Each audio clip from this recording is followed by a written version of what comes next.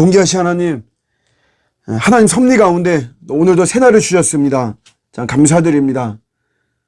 이 세상 사랑하사 독생자를 보내주셨듯이 팬데믹 상황에 이 세상을 긍휼히 여겨주시고 이런 모든 문제들을 참 거두어 주실 분은 주님밖에 없는 줄로 믿습니다.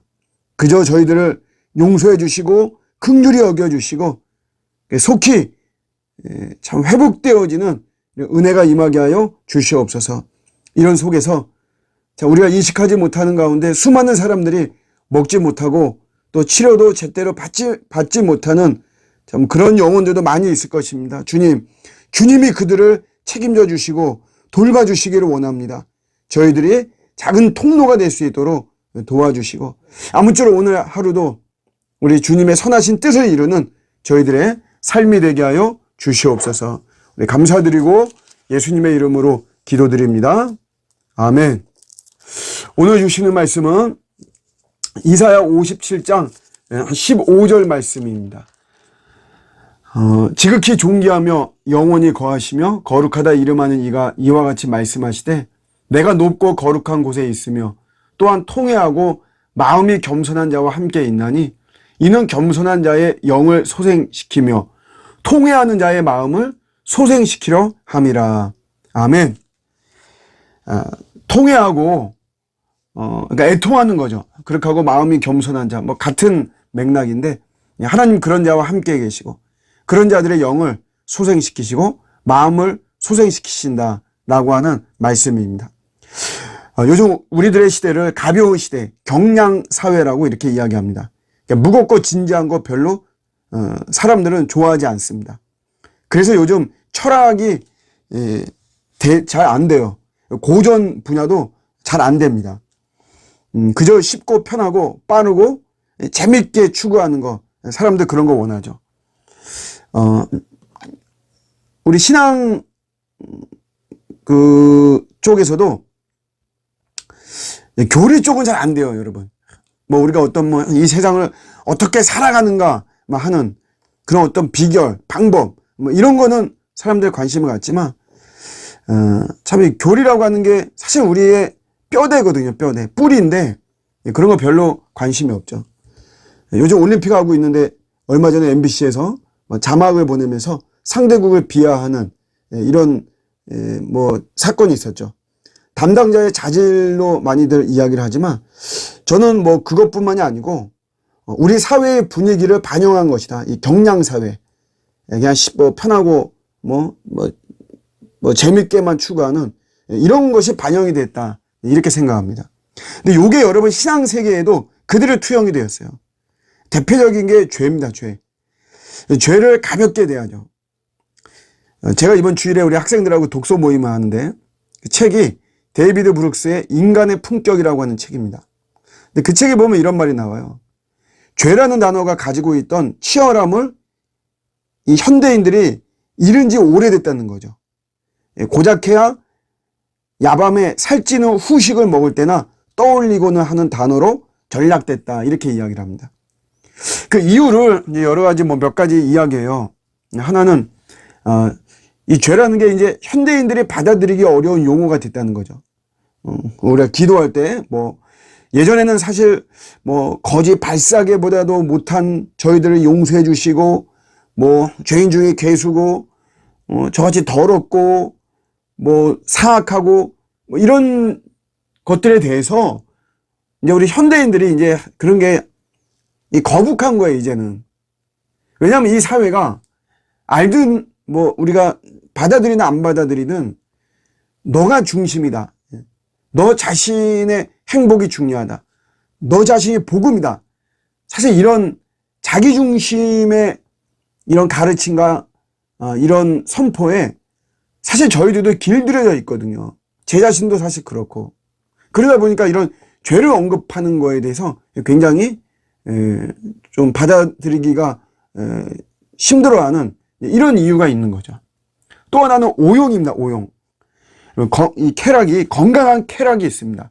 사실 우리가 그리스도 안에서 참 상실하는 것 중에 하나가 이 쾌락입니다. 쾌락 그러면 아주 안 좋은 것들만 생각하는데 사실은 우리가 그리스도 안에서 우리에게 주어진 건강한 쾌락들이 있거든요. 근데 그런 것들을 이게 막 정죄하는 거예요. 이 죄로 생각해가지고 막 정죄하고 그러다 보니까 거부감이 있는 것이고, 또 남용합니다. 남용. 헌신하는 사람이 헌신하지 않은 사람을 향해서 이 죄로 이야기를 하는 거죠. 뭐 이게 이제 신앙의 스펙트럼은 사실 폭이 크고 넓으니까 그런 것들이 우리가 다르기 때문에 인정하고 기다려주고 끌어주고 해야 되는데 그렇게 하지 못하죠. 그러다 보니까 그런 데서 오는 이 죄에 대한 경량화, 죄를 그렇게 진지하고 심오하고 이렇게 생각하지 않는 것이에요. 그러나 우리가 근본적으로 우리 바울이 말했듯이 본질상 진노의 자녀라고 하는 것을 결코 잊어서는 안 됩니다. 십계명 1계명이 뭡니까? 십계명의 1계명. 나 외에 다른 신을 섬기지 말라는 거죠. 이 말은 뭐냐면 우리 인간은 하나님 외에 다른 신을 섬긴다는 말이에요. 우리 안에 이 다른 신을 막 계속해서 만들고 계속 쫓아가고 계속 섬기고 이런 것들이 여러분 우리에게는 많다는 거죠. 다른 신을 섬긴다는 말이 결국 우상숭배고 그게 바로 죄라는 거죠.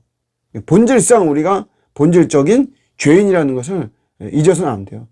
그래서 죄라고 하는 것을 우리 가볍게 여기서는 안 되는 것입니다.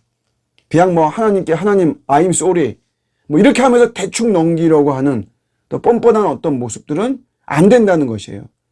그래서 통회한다는 게 되게 중요한 겁니다. 나의 죄에 대해서 내가 하나님과의 관계에서 여러 가지로 틈이 벌어지고 하는 이런 것들에 대해서 이건 우리가 아파해야 되는 게 이게 되게 중요한 것이죠. 다윗이 밧세바와 죄를 범한 다음에 회개하면서 눈물로 침상을 적셨다. 야, 정말 전설적인 이야기. 사실 이런 모습들이 이제 우리 안에서 회복이 돼야 됩니다. 나의 악행과 범죄에 대해서 우리가 너무 관대한, 내 자신에 대해서 관대한, 이런 것들이 통해하는 것이 아니라는 거죠. 이게. 회개의 본질은 제일 중요한 게 마음이 아파야 되는 겁니다. 그냥 I'm sorry 하고 뭐 넘어가야 되는 것이 아니라는 거죠. 내가 마음이 충분히 아프면서 내가 왜 그런 죄를 지었나. 이게 충분히 아파하면서 그 아픔 속에서 우리가 주님도 생각하는 거죠. 내가 죄를 지을 때 우리 주님이 얼마나 아프셨을까. 사실 이 과정이 있어야지 우리가 다시는 죄를 짓지 않습니다. 우리가 회개할 때마다 다짐하죠. 그리고 또 내 자신이 같은 죄를 반복하는 내 자신을 볼 때 우리가 참 실망하기도 해요.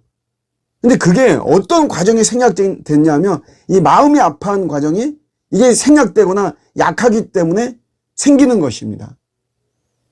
내가 죄에 대해서 아파하고 또 죄를 짓는 그 순간에 그런 나를 볼 때 우리 주님이 얼마나 아프셨을까, 얼마나 우리 주님이 애통하셨을까, 이걸 우리가 붙잡으면 우리가 다시 죄를 짓지 않는 것이죠.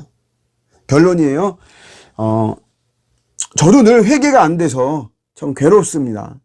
죄에 대해서 애통하지 못하는 이런 제 자신이 참 저도 힘들어요. 그런데 우리가 질병도 잘 다루어야지만 이게 후유증이 없는 거죠. 어설프게 하면 또 병이 더 도지는 겁니다. 마찬가지로 죄도 우리가 잘 다루어야지 그래야 우리가 또 죄의 영향에 빠지지 않거든요. 애통하는 거, 아파하는 거. 근데 그런 자의 마음을 하나님은 소생시키신다라고 하는 것입니다. 늘 정결한 가운데 우리 주님의 사랑받는 저와 여러분들의 우리 복된 인생 되시기를 주님의 이름으로 축복합니다. 아멘.